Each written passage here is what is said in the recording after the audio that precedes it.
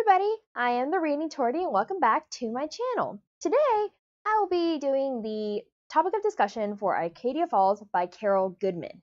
I do have some notes here because always good to have notes. So first, I want to start this video off by apologizing to the book for my book review.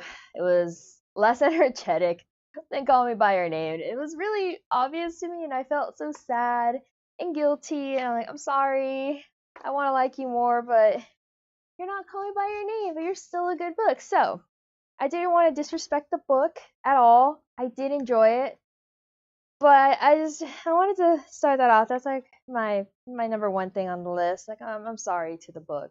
It was good. It just wasn't Call Me By Your Name. Not everything is Call Me By Your Name. Not all books are made equally, or I love equally. It's okay. But I just feel guilty because it didn't just consume my soul. It's okay. But that's what I wanted to do, number one, is apologize to the book. It was very good.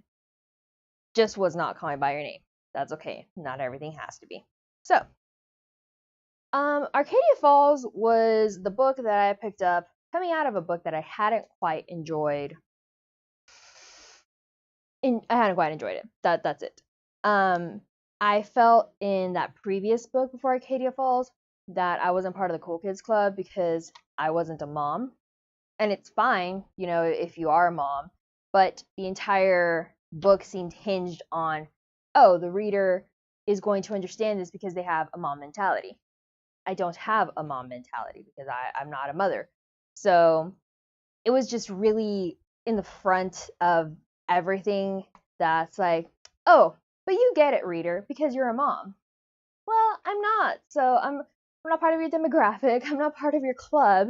So it was very isolating as a reader. So to go into Arcadia Falls was really a breath of fresh air, which I was hesitant about at first because it started off with the drama with Meg and Sally and Meg trying to get Sally to talk to her. So I'm just like, okay, another book that I'm not part of the Cool Kids Club because I'm not a mom with an estranged teenage daughter. But I was really impressed once I started the book just how different it was from the previous book. Arcadia Falls, where it fails, in my opinion, with the setting and character development and plot development, it doesn't fail in the setting and the plot development. I think it excels in showing the many different types of women that exist in the world. And so this topic of discussion is really about woman in Arcadia Falls as not only a gender or a biological category or what have you. It's about woman as a precious and, very beautiful state of existence. Because being woman has so many definitions, and not only Vera Beecher's definition fits, it shows all types of women. And it was really, really, I guess, apparent to me because of the previous book that I had just come out of. Female life in Arcadia Falls is very natural, organic. I believe the women that are there.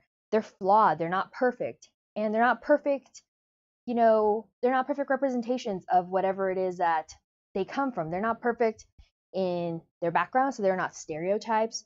They have their own little character and their own little quirks. And that was so well done. I was just so impressed by it. They're not forced or try hard, because sometimes I feel like it's like, let's parade women because women are awesome. But it feels not organic and it feels try hard. And then it's just a disservice to the story and the characters and just, it doesn't work. But this, I felt like it was as present as the eerie mist that I talked about in my book review, which I will link in the description box below. And so it was very just organic and lovely.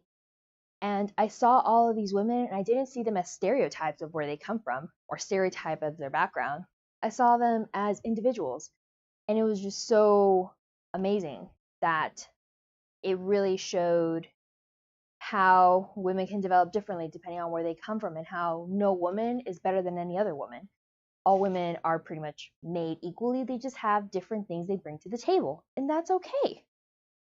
Even though I prefer Lily and Vera to Meg and Sally because I don't know, I guess I just found their story more touching to me, and I felt their struggle more than I felt Meg's struggle getting over Jude, who seemed to be like an afterthought. It was really disturbing to me. I'm just like, your husband just died, and you're you're dealing with this differently than I would expect. Yeah, she's a mom, she has to move on with things quickly, but even in her own time, I feel like Meg never properly mourned Jude, and she was very resentful also. So I was a little put off, and Sally was. I wish Sally had a few more not annoying parts. I mean, not teenagers aren't always annoying. They have their moments that even a stranger likes them. But Sally was difficult to like, and I think that's why I preferred Lily and Vera because they had just problems that were so far above and beyond what I guess normal people have. They were dealing with Vera was dealing with her principles and living by her rules and making sure that her and Lily had a place so that they could live together and be at peace with themselves and their art and they can be free. Lily was dealing with her love for Vera and her love for Virgil Nash. And she was just dealing with identity crises and where she came from, where she's going to be, deconstructing her entire existence and her entire state and purpose of being and identity issues. And that was just so much more interesting to me because she was reconstructing herself from the ground up, not only around Vera's philosophy or Virgil Nash's philosophy, but around hers, taking what she learned where she came from and taking what Vera gave her and what Virgil Nash gave her and what everybody else in the art community gave her and creating an identity for herself, which was amazing. Amazing just to see her go through, I am doing away with everything that I was raised to believe, and it's okay because I've decided that this is the right thing for me. And that was beautiful stuff. I mean, I'm sure Sally had her own things too, but Lily, it was beautiful. So the many different backgrounds that were present in the story, as I mentioned earlier, is completely astounding because I wrote these down because I had to really think about this.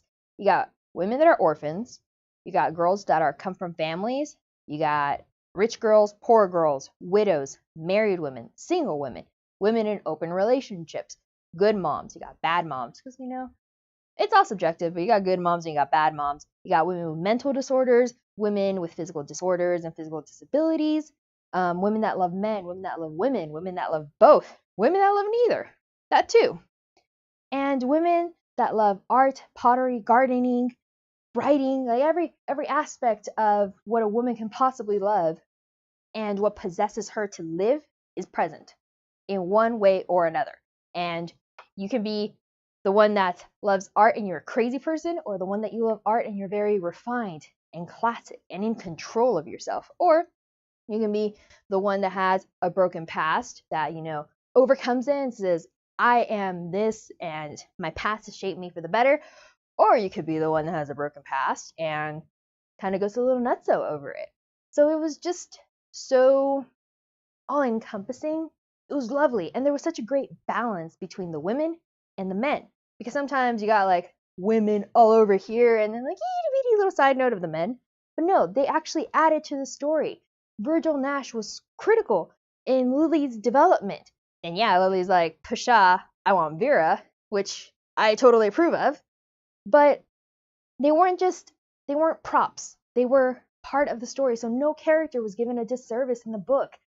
And I appreciated that every character had a purpose. As basic as their purpose is, that beech tree over there that you may or may not believe is possessed by something beautiful and symbolizes some like pagan awesome spirit has a purpose in the book. Just like that blade of grass that they mentioned and that canvas over there in the corner that I'm sure is going to at some point catch fire or something. There's a purpose for everything in this book and it's so beautiful. And the women all have a purpose. And it's not just repping women for the sake of, representation. It's they add to the story. They bring their own stuff. Like it's just women are present in this book, I think, really well. Nobody is slighted. Every woman on here brings something to the table, even though some of them got their crazy, a little more crazy than others. They bring something to the table. They bring something to the story. And you feel it. And Meg develops as a woman, as her identity changes a little more superficially than Lily's. But it was beautiful. And that's why I also felt a little guilty about the book review. Like, it's not bad. I'm so passionate about this because it was just such a breath of absolute fresh air that I don't have children. I'm also not like an orphan or something like that. But I never felt excluded from the book. I felt like I was there. I felt like I could identify with these women, and that just because I chose a different life doesn't mean that I am worthless. It just means that I took a different path to my art, my career, my family, lack thereof, my life. And it was really nice because as a reader, I think that when you feel isolated and estranged from the book, you got problems because then you can't identify with it. And the character that I actually identified it with was Lily. She came from a very different background from where she ended and where she decided her future was going to be. And I really relate to that. Considering I grew up in a traditional Mexican family, and this is where I am, being crazy and being a not traditional Mexican woman, you know? So it was kind of a big deal. So I see Lily, and I identified with that. And even though I don't identify with everything about Lily, I didn't die in a blizzard. It's just beautiful. And that's what stuck out with me. And I decided shortly after the book, I'm like, the topic of discussion is not going to be about the beautiful pagan rituals, about the beautiful culture of Wiccans. It's going to be about the presence of women in very organic, non-stereotypical, beautiful ways that makes you, the reader, find a semblance of yourself in something there, and you're not belittled by the story. The character might be belittled by other characters, but the book itself lets you know you are no less than any other woman that you identify with. You just have a different way of getting to wherever it is you're going. And yeah, that's really about it. I noted that it might be a little convoluted sometimes because the story gets a little convoluted sometimes, but it does not take away from the fact that I think the women are done very well. And the men too. The men are done great. It's just a very lovely story with characters that have a purpose and fulfill that purpose, I think, to the extent that they were meant to. So, that's about it, guys. My topic of discussion for Arcadia Falls. We will be putting this away. Arcadia Falls has been shelved. Good book. I recommend it for someone who doesn't mind seeing it coming and who likes like fun, light, quirky, whodunit sort of books. So yeah. Thank you guys for stopping by, and I'll catch you next time. Bye!